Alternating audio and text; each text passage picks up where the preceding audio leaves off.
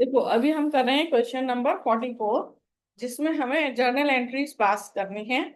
तो इसमें देखो पार्टनर के एडमिशन के टाइम पर कुछ ट्रांजेक्शन्स हमें हुए हैं, जैसे unrecorded investment of ₹20,000 to be accounted. तो ये हमारे इन्वेस्टमेंट हैं जो पहले रिकॉर्ड नहीं हुए थे, अभी हमें इन्वेस्टमेंट रिकॉर्ड करने हैं, मतलब इंक्रीज करने हैं। तो एसेट जब इंक्रीज होती है तो वो डेबिट होती हैं। So investment account debit to revaluation, हमारा रिवैल्यूएशन क्रेडिट हो रहा है क्योंकि हमें गेन हो रहा है, तो रिवैल्यूएशन हमारा क्रेडिट हो जाएगा। तो 20,000। नेक्स्ट क्या है हमारा?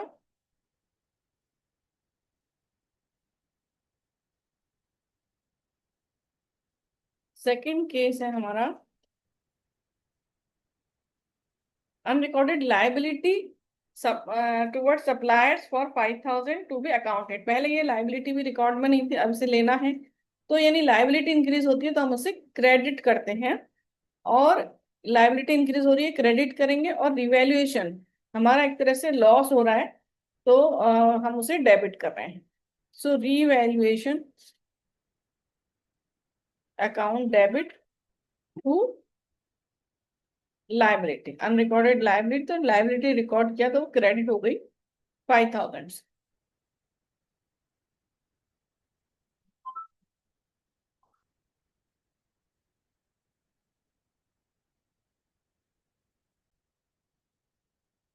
थर्ड केस है हमारा an item of 1,600 included in sundry creditors is not likely to be claim and hence should be written back. तो यदि वो कोई क्लेम करने वाला नहीं है क्रेडिटर्स में, यानी जिन्हें हमने पेमेंट करना था, तो अब वो 1,600 का हमें पेमेंट नहीं करना है, तो it's a gain, it's a gain for us. तो रिवैल्यूएशन को हम क्रेडिट करेंगे और सन्ड्री क्रेडिटर्स को हम डेबिट कर रहे हैं, क्योंकि सन्ड्री क्रेडिटर्स हमारे डिक्रीज हो रहे हैं तो वो डेबिट, इंक्रीज होते हैं तो क्रेडिट, लायबिलिटी डिक्रीज हो रही है तो डेबिट टू रिवैल्यूएशन, हमें गेन हो रहा है तो हम रिवैल्यूएशन को क्रेडिट करेंगे 1,600। यहाँ हमारी लायबिलिटी डिक्रीज हो रही है, ये हमें अब इन्हें पेमेंट नहीं करना है, तो it's a gain for us.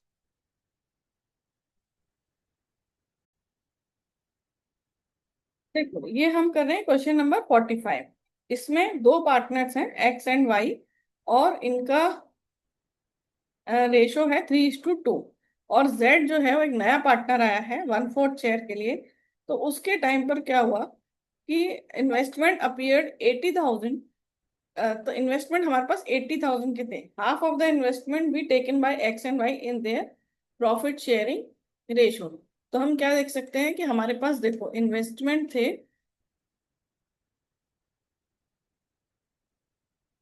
80,000 rupees की, है ना। अब उसमें से उसको ले लिया एक्स ने 40,000 के, half of the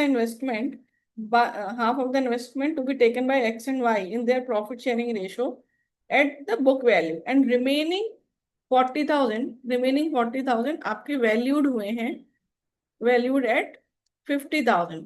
तो आपका क्या हुआ, 10,000 से आपका वैल्यू इंक्रीज हो रहा है, वैल्यू इंक्रीज हो रहा है 10,000 से। और ये वाला जो है 40,000, ये एक्स ने लिया और वाई ने लिया इन देयर प्रॉफिट शेयरिंग रेशो। तो 24,000 एंड 16,000 में बुक वैल्यू पर ये लेकर गए। तो क्या हुआ, सबसे पहले हमने इन्वेस्टमेंट की वैल्यू इंक्रीज करनी है 10,000 से। So investment debit to revaluation, हमें गेन हो रहा है तो हम रिवैल्यूएशन को क्रेडिट कर रहे हैं, और इन्वेस्टमेंट हमारे इंक्रीज हो रहे हैं 10,000 से तो हम उसे डेबिट कर रहे हैं। इसके बाद वो जो हाफ ऑफ द इन्वेस्टमेंट थे वो एक्स और वाई लेकर चले गए, तो यानी कि वो अब डिक्रीज हो रहे हैं investment. So X capital account debit, Y's capital account debit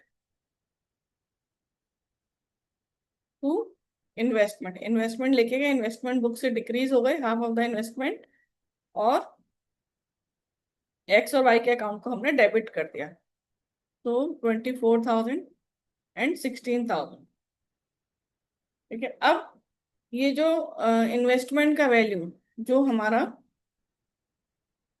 जो रिवैल्यूएशन का वैल्यू है, जो हमारे रिवैल्यूएशन का गेन हुआ है, वो हम दोनों पार्टनर्स को दे देंगे। So revaluation debit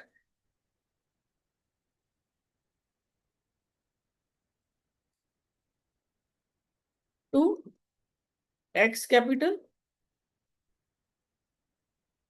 to Y's capital. तो हमारा गेन कितना था, 10,000, और 3:2 के रेशो में 6,000 and 4,000। So revaluation profit transferred to X and Y in old profit sharing ratio, old PSR में ये डिवाइड हो गया।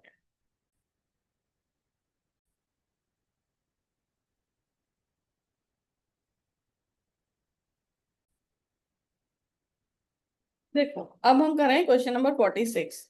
इसमें क्या दिया हुआ है कि दो पार्टनर है एक्स एंड वाई, जिनका ओल्ड प्रॉफिट शेयरिंग रेशो है 3:2।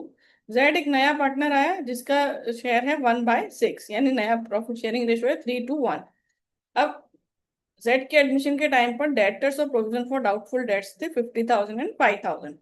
अब वो बोल रहे हैं लेकिन ऑल डेटर्स आर गुड, यानी कि ये जो 5,000 का हमने प्रोविजन बनाया है, ये प्रोविजन नहीं रहेगा और ये पैसा भी हमें मिल जाएगा। जो हमें लग रहा था ये 5,000 डाउटफुल डेट्स हैं, ये पैसा नहीं मिलेगा, लेकिन वो कह रहे हैं अभी ऑल डेटर्स आर गुड, यानी ये भी पैसा हमको मिलने वाला है। ये पैसा मिलने वाला है मतलब हमारे लिए गेन है।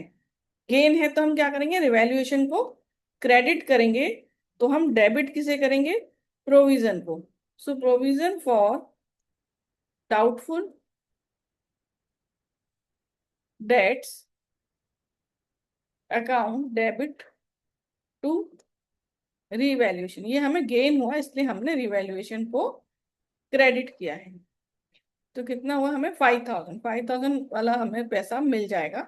All debtors are good. फिर हमें ये जो हमारे वैल्यूएशन का गेन हुआ, ये हमें अपने पार्टनर्स को देना होगा, ओल्ड पार्टनर्स को, ओल्ड रेशो में। सो रिवैल्यूएशन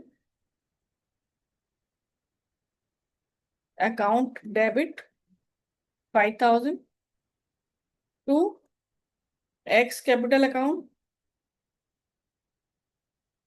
और to Y's capital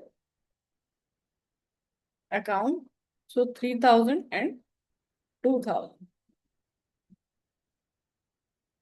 So being profit on revaluation transferred to old partners in old ratio, that is 3:2।